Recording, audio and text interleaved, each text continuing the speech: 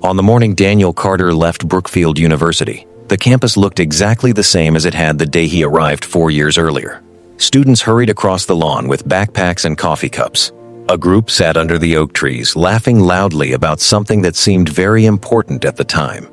But for Daniel, everything had changed. In his hand was a thin envelope from the Academic Disciplinary Board. He had already read the letter several times, but the words still felt unreal. Permanent withdrawal from Brookfield University due to academic dishonesty.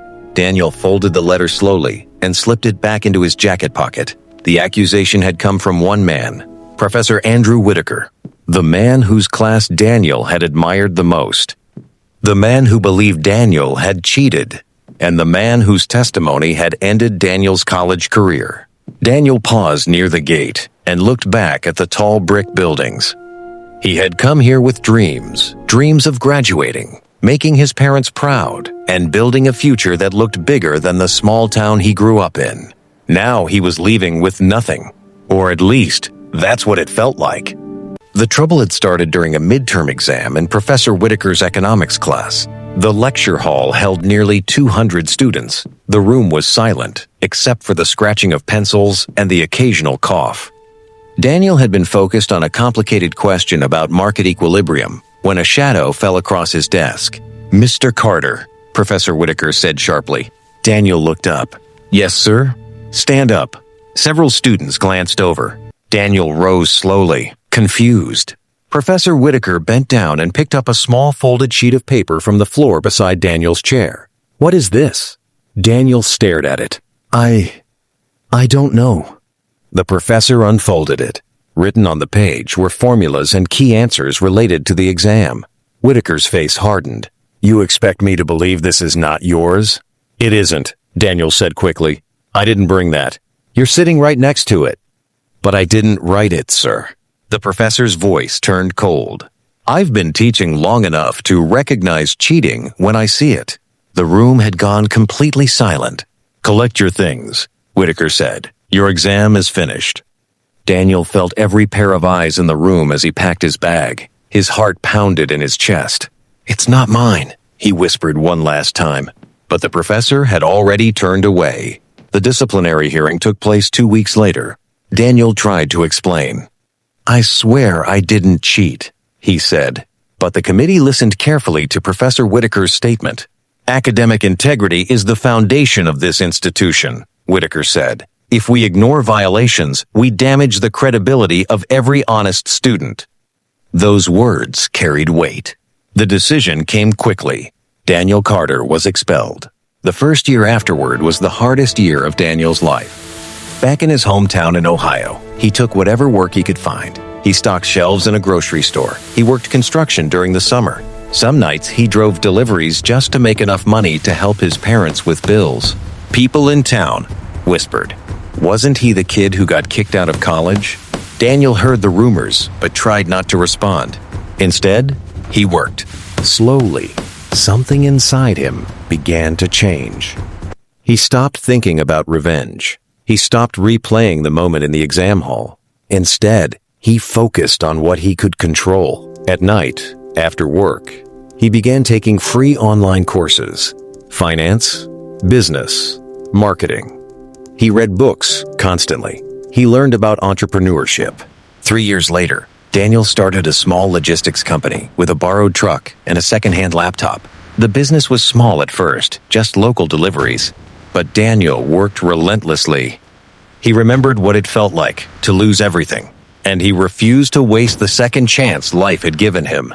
Within 10 years, Carter Logistics had grown into a regional company with warehouses across 3 states. Daniel never returned to Brookfield University. But he never forgot it either. One cold November evening, Daniel was driving home after visiting a new distribution center when traffic slowed near a hospital entrance. An ambulance had just pulled up. People were standing outside, worried expressions on their faces. Daniel might have driven past, but something made him glance toward the sidewalk. An elderly man sat alone on a bench near the entrance. He looked pale and exhausted. Daniel felt a strange sense of recognition. He parked the car and walked closer. When the man looked up, Daniel felt a shock run through him. It was Professor Andrew Whitaker. Time had changed him. His hair was gray now, and his shoulders seemed smaller than Daniel remembered, but it was unmistakably the same man. For a moment, Daniel simply stood there. The past rushed back. The exam hall, the accusation, the expulsion, the years of struggle. Whitaker squinted at him. Yes? Daniel hesitated. You probably don't remember me, he said quietly. Whitaker studied his face. After a moment, his eyes widened slightly. Daniel Carter. The name hung in the air between them. I remember, the professor said softly. There was an uncomfortable silence. Finally, Whitaker sighed. My wife is inside, he said, nodding toward the hospital doors. She's very ill. His voice trembled slightly. Daniel could see the strain on the man's face. Life had clearly been hard on him too. Whitaker looked down at his hands. I suppose you have every reason to hate me. Daniel didn't answer immediately. The younger version of himself, the angry student who walked out of Brookfield University years ago, might have said yes. But the man Daniel had become was different. He sat down beside the professor. No, he said calmly. I don't. Whitaker looked surprised. I never proved that paper wasn't mine, Daniel continued. But I also stopped trying to prove it a long time ago. The professor stared at the pavement. I have thought about that day many times, he said quietly. More than you probably know. Daniel turned toward him. I was wrong to be so certain, Whitaker added. I should have investigated further. The words seemed heavy, like something he had carried for years. Daniel could see regret in the man's eyes. Then he noticed something else. Whitaker looked worried in a deeper way beyond guilt. Is everything okay? Daniel asked. The professor shook his head slowly. Medical bills, he said. Insurance only covers so much. For a brief moment, Daniel remembered all the nights he had struggled. All the anger he once carried. He could walk away. He could leave the professor sitting there with his problems. In some twisted way, it might even feel like justice. But Daniel had learned something during the years he rebuilt his life. Bitterness traps you in the past. Kindness sets you free. He reached into his jacket pocket and took out a business card. Professor, he said gently, handing it over. Whitaker read it. CEO, Carter Logistics. His eyes widened slightly. Daniel smiled. Let me help with the hospital expenses, he said. Whitaker looked stunned. You would do that? For me? Daniel nodded. Yes. The professor's voice broke slightly. After what happened? Daniel leaned back and looked toward the hospital doors. Honestly, he said, what happened pushed me into a different life.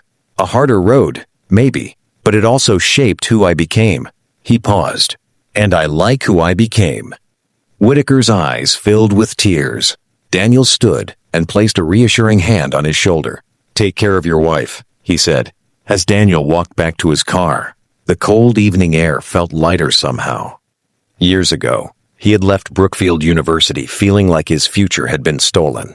Tonight, he realized something powerful. His future had never belonged to the professor. And the greatest victory was not success.